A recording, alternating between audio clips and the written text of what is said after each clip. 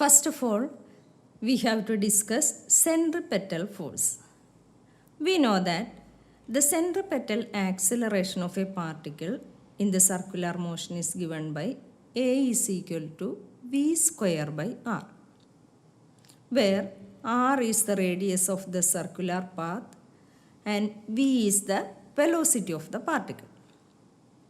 From Newton's second law, the centripetal force is given by, from Newton's second law, we know that F is equal to ma, so that the centripetal force is given by F is equal to mv square by R. So, to execute circular motion, centripetal force is required. The origin of centripetal force may be gravitational force, tension in the string, frictional force, etc.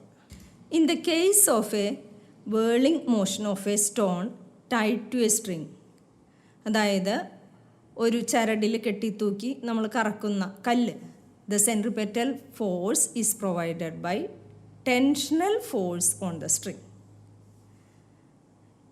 In motion of satellites around the earth, the centripetal force is given by Earth's gravitational force on the satellites.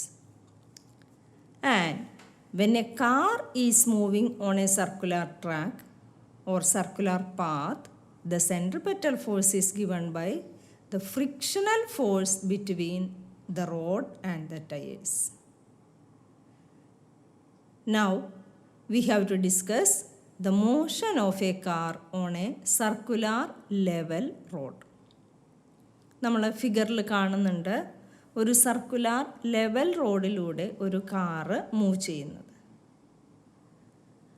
ആ circular level റോഡിൻ്റെ radius is given by capital R. Then the acceleration is given by V square by R. അതിൻ്റെ speed is given as V. ആ കാറിൻ്റെ weight M G is acting downwards, then normal reaction upwards. Then we can say that three forces acting on the vehicle. They are gravitational force mg acting downwards, normal force mg acting upwards, and the third one is frictional force acting horizontally inwards along the road. ഹൊറിസോണ്ടലായി ഒരു frictional ഫോഴ്സും act ചെയ്യുന്നുണ്ട്. As there is no acceleration in the vertical direction. Vertical direction acceleration ഒന്നും നമുക്ക് count ചെയ്യേണ്ടതില്ലാത്തതിനാൽ we can write n is equal to mg. And the centripetal force is provided by the frictional force. We already said. That is the static friction between the tire and the surface of the road. And this static friction opposes the impending motion of the car moving away from the circle. ആ സർക്കിളിൽ നിന്ന് തെറിച്ചു പോവാത്ത രീതിയിൽ ആ circular motion possible ആക്കുന്നത് ഈ static friction തന്നെയാണ്. So that we can write F is equal to mu S N is equal to M V square by R. Therefore, we can write V square is equal to mu s r n by m, or V square is equal to mu s r g. This shows that for a given value of mu s and r, there is a maximum speed of circular motion of the car possible. ഒരു maximum speed ഉണ്ടായിരിക്കും, that is known as V max. And is given by V max is equal to root of mu s r g. നമ്മൾ ഒരു circular പാത്തിലൂടെ travel ചെയ്യുമ്പോൾ തന്നെ വെഹിക്കിൾസിനകത്തിരിക്കുമ്പോൾ തന്നെ നമുക്ക് മനസ്സിലാക്കാൻ സാധിക്കും ഒരു പ്രത്യേക വെലോസിറ്റിയിലാണ് സർക്കുലാർ പാത്തിലൂടെ മൂവ് ചെയ്യുന്നത്. And that velocity is given by mu s root of mu s r g. From this expression we can understand that Vmax is independent of the mass of the car. Motion of a car on a banked road. സാധാരണയായി ഗ്രൗണ്ടിലോ അല്ലെങ്കിൽ ഒരു circular level റോഡിലോ car നമ്മൾ ride ചെയ്യുകയാണെന്നുണ്ടെങ്കിൽ അധികം turning radius ഒക്കെ എടുത്ത് നമുക്ക് ride ചെയ്യാനായിട്ട് സാധിക്കും. എന്നാൽ നിശ്ചിത വിട്ടുള്ള റോഡാണെന്നുണ്ടെങ്കിൽ നമ്മൾ ഉദ്ദേശിച്ച രീതിയിൽ വെഹിക്കിൾസ് ടേൺ ചെയ്യാനായിട്ട് സാധിക്കുകയില്ല. ഈ കർവുകളിൽ ടയറിനും റോഡിനും ഇടയിലുള്ള friction necessary centripetal force provide ചെയ്യില്ല.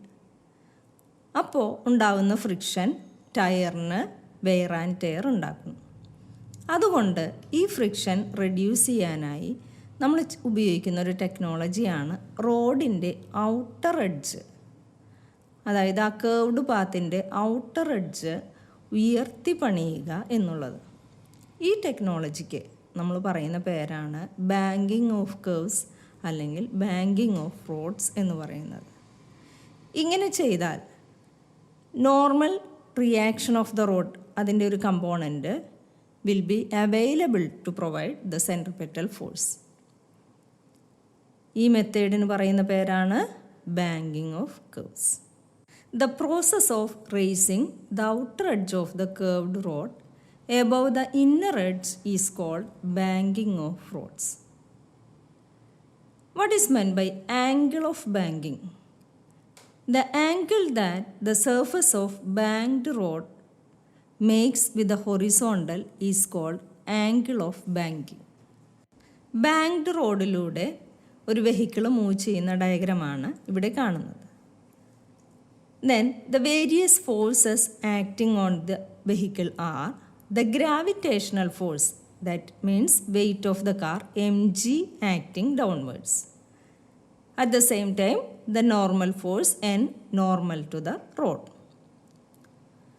Also, frictional force, fs, acting parallel to the road. ഈ 3 ഫോഴ്സസ് ആണ് മെയിനായിട്ട് നമ്മൾ കൺസിഡർ ചെയ്യുന്നത്. Since there is no acceleration along the vertical direction, the net force along this direction must be 0. Vertical directionൽ acceleration ഒന്നും ഇല്ലാത്തതുകൊണ്ട് net force 0 ആയിരിക്കും. Hence, we can say that n cos theta is equal to mg sin theta plus f sin theta. Frictional ഫോഴ്സിൻ്റെ 2 components ആണ് നമ്മൾ F sin theta, F cos theta എന്നിങ്ങനെ എടുക്കുന്നത്. അപ്പോൾ N cos തീറ്റയ്ക്ക് ഇക്വലൻ്റായിട്ട് വരുന്നത് M G cos theta plus F sin theta ആയിരിക്കും. ഫിഗറിൽ നിന്ന് നമുക്ക് മനസ്സിലാക്കാവുന്നതാണ്. That is equation number 1. Then the centripetal force is provided by horizontal components of n and f. That is n sin theta plus f cos theta. ആ 2 കമ്പോണൻസും കൂടെ ചേർന്നതാണ് centripetal ഫോഴ്സിനെ balance ചെയ്യുന്നത്. That is n sin theta plus f cos theta is equal to mv square by r. Also, we know that f is equal to mu s n. From equation 1 and 2, we can write n cos theta is equal to mg plus mu s n sin theta. Fന് പകരം mu s n എന്ന് എഴുതാവുന്നതാണ്. And second equation can be written as n sin theta plus mu s n cos theta is equal to mv square by r. From these 2 equations, we can write capital N as mg by cos theta minus mu s sin theta. Substituting the value of capital N,